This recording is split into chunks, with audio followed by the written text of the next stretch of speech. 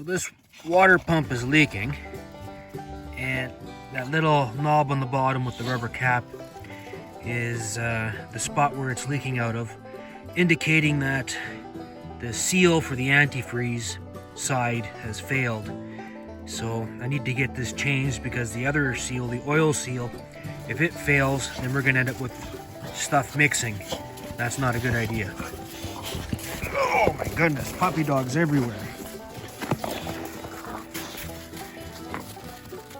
Well, my parts arrived, so I'm going to open this up and see what we've got here.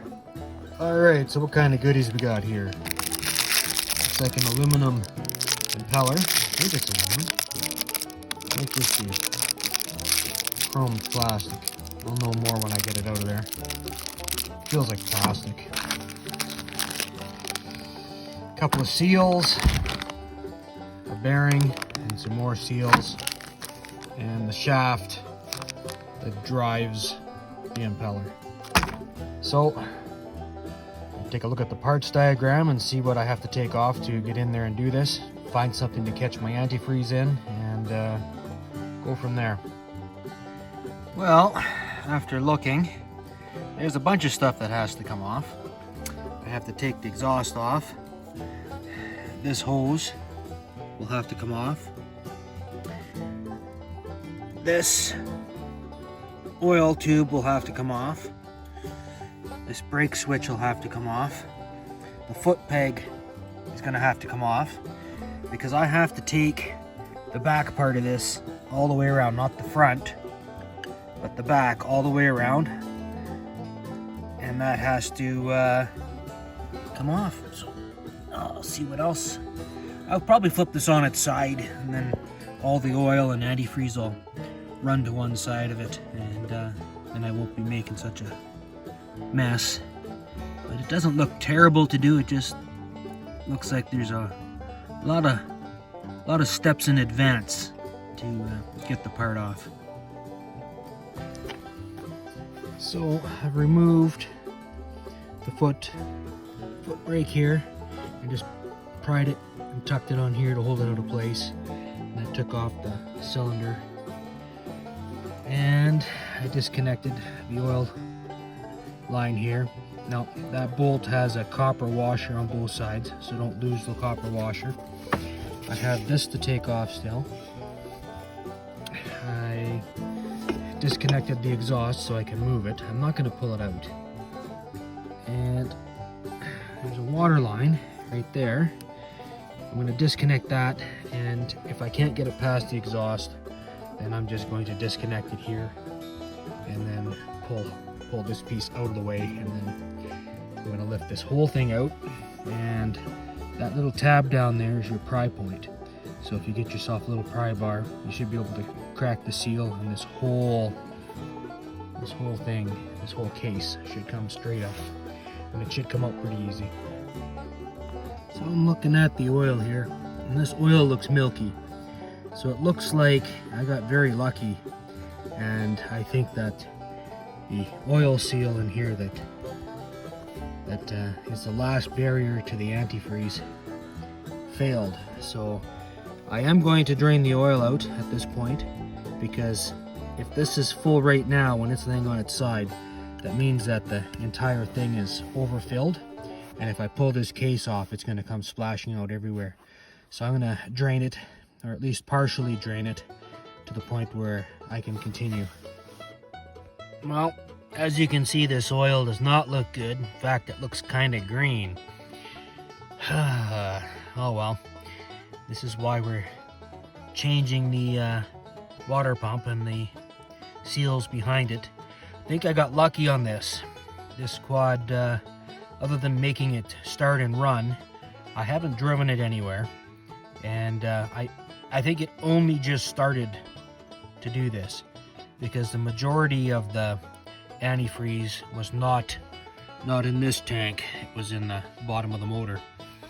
So there's a drain on the bottom of the motor there, and then right in the center at the bottom of this tank, let's see. And if you drain that, you got to drain both of them, get the oil out. And I'm being really patient because I really don't want any of this oil in the motor. So I went inside and had a coffee, and it should be done by now. So now I'm going to flip it back over and take the side off the motor. So I worked my way around the motor.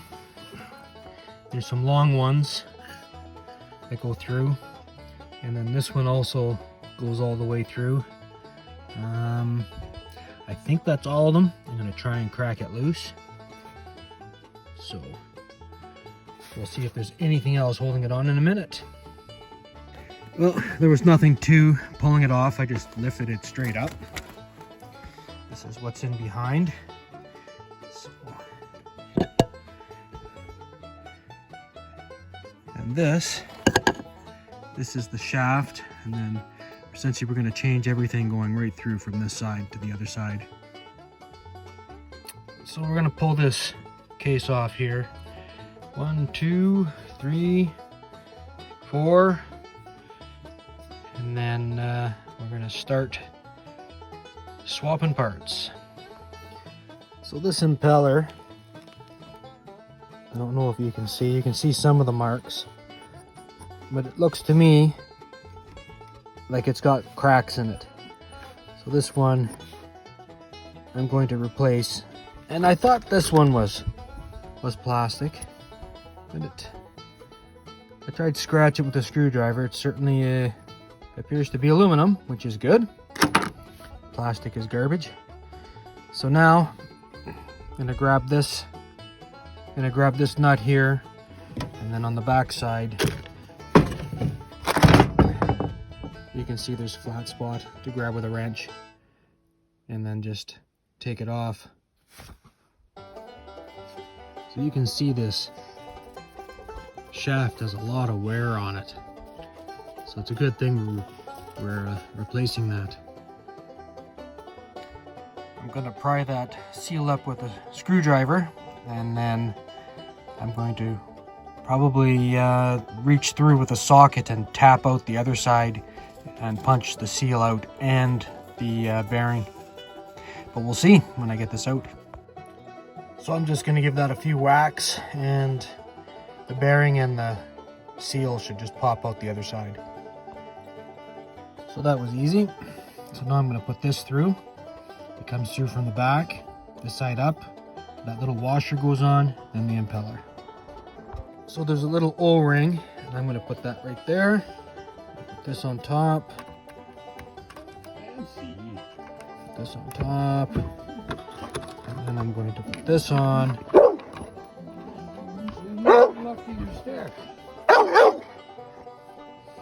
Someone likes to play fetch.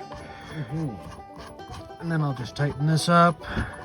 I'll hold it with the wrench. The 13 mil wrench is what fit on the other one. And then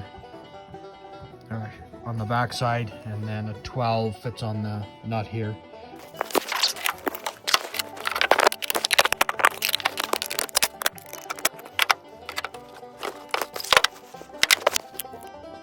How exciting, been recording all this time in my pocket.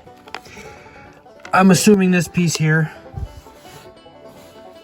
is for where this tube goes in. I'm not changing that, but I am going to change this piece, which sits right there, because it gets crushed. Between getting crushed and heated, we don't want to take the risk of it leaking.